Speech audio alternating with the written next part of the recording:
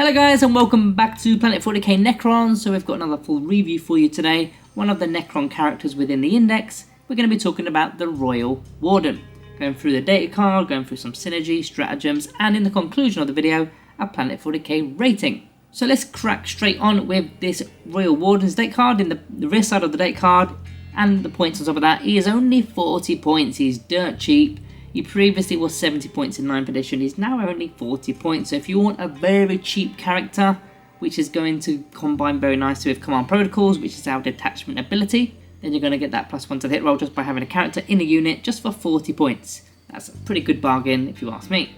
Now the Royal Warden is equipped with the Relic Gorse Blaster and a close combat weapon, and he can lead Immortals and Necron Warriors. Of course you don't have any need for the Lich Guard, we'll get onto why in a moment. You probably already worked it out, but yeah, Immortals and Warriors are the two units that he can lead. So let's break into the front side of this data card, and there's only one stat that's actually changed, and it's the movement, and that's kind of standard throughout all the characters, or all the units in fact. In this edition we've got a bit slower, so the movement is now only 5 inches, it was 6, but everything else is as it was. Toughness is 5, kind of standard, 3+ armor save, 4 wounds, leadership is 6+, and objective control is 1, which you would expect from this kind of character model. So yeah, nothing major of note to talk about in terms of stats. As for the range weapons, you've got the Relic Gorse Blaster, which was what you used to have in the 9th edition. It's been given lethal hits because it's Gorse, and Rapid Fire 2, which it had anyway. Now it's lost range. It used to have a 30-inch range, it's now 24-inch range. In fact, we used to have the Relic Gorse Blaster.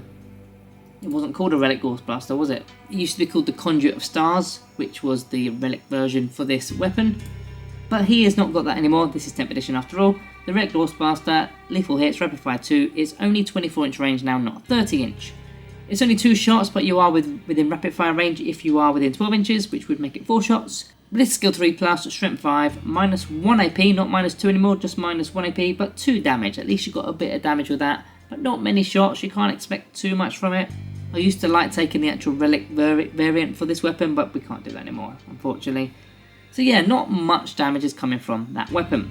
The melee weapon is just a close combat weapon, but you do get an extra attack. You've got 4 attacks now, not 3. Weapon skill 3+, strength 5, no AP, 1 damage. Again, don't expect too much. I mean, what do you get for 40 points, right? What do you expect for 40 points?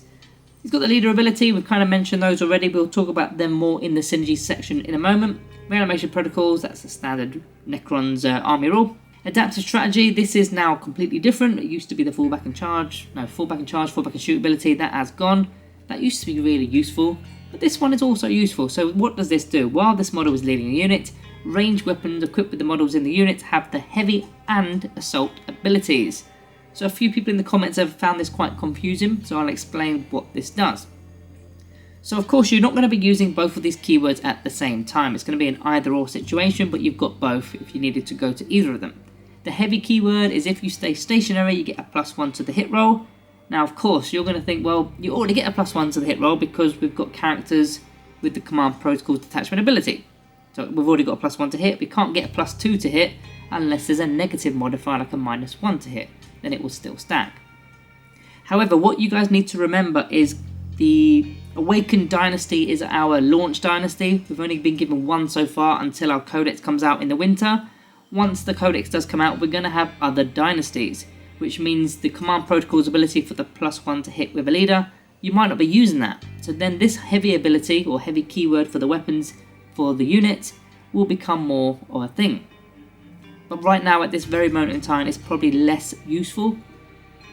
And then it comes with the assault keyword as well, which is, I think, more of a use. It means your unit is able to advance. So that's a D6, it's a bit random, but a D6 potentially could be a 6, and you're still getting to fire as normal.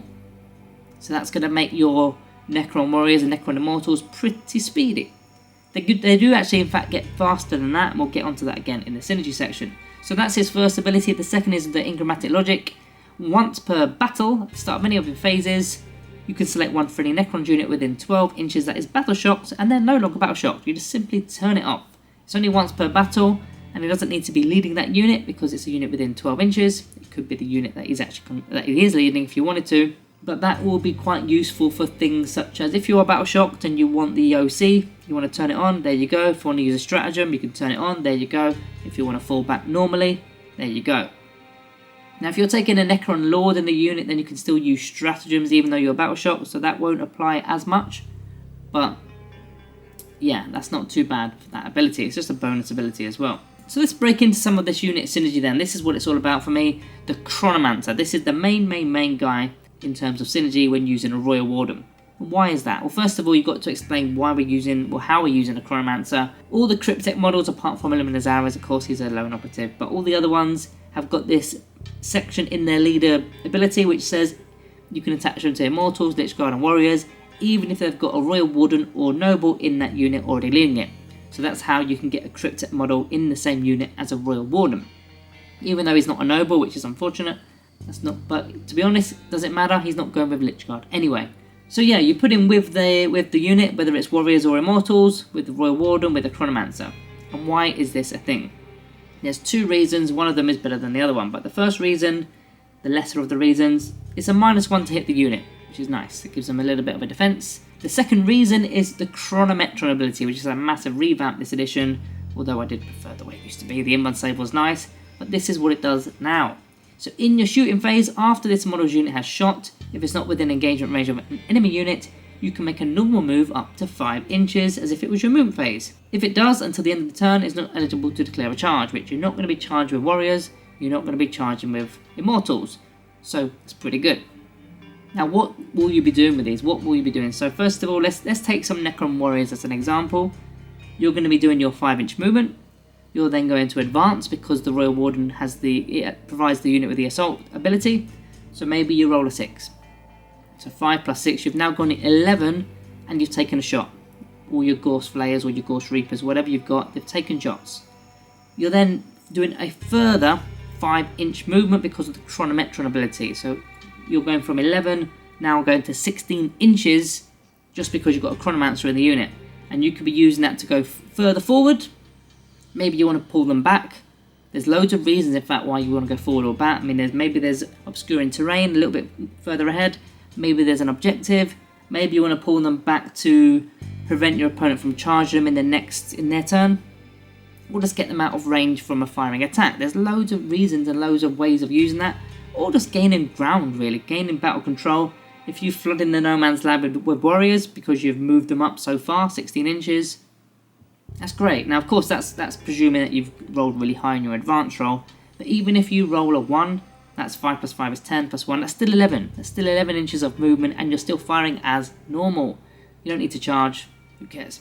So yeah, that's the first bit of synergy. That's going to apply to, obviously, the Necron Warriors with the Gorse Flayers. Particularly the Gorse Reapers, in fact, because that's only got a 12 inch. So you can get them into, you can do the advance, get them close enough to make the shot, strength 5, and then pull them back if you needed to. The Immortals, you're only going to use it with the Gorse Blaster because the Tesla Carbines already have the Assault keyword, so there's no need to bring a Royal Warden with your Tesla Immortal, so don't make that mistake.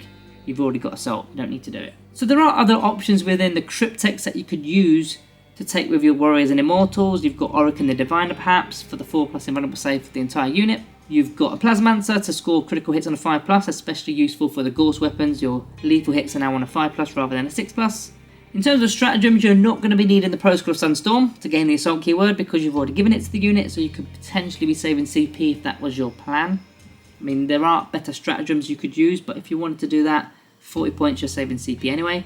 And I wanted to mention a quick relic before we get into the battlefield role for the Royal Warden, which is the Hypermaterial Ablator, which effectively, when he's within a unit and the attacker is not within 12 inches, we're going to gain cover. And we're also going to have the stealth ability as well, so it will be a -1 to hit them anyway, at all range, not just 12 inches. So yeah, what are you doing with the Royal Warden? Let's just quickly summarise the battlefield role before moving on. For me, you're sticking in with the Warriors. I think Immortals don't necessarily need it, but you could do it. I think it's better with the Warriors. It's much easier to gain ground when you've got a unit of 20 of them, and they're so easy to reanimate with their Numbers as Legion ability, reanimation, Canoptic Reanimators, Resurrection Orbs, Ghost Arcs. There's a lot of ways to bring them back, so they're very survivable, especially when you've got that relic that we just mentioned, in fact. But being able to move, advance, shoot, and then move again, I think is a really good play.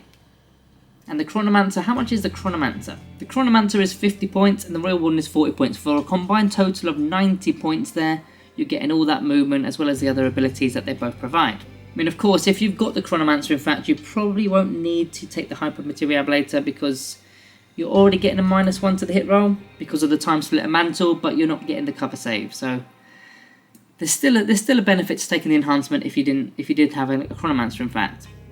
But yeah, use these guys to get on objectives, or use them to dart into cover, use them to fall back a little bit after they've shot. Not fall back, that's the wrong terminology, just moving back so you're out of a threat range of your opponent's units.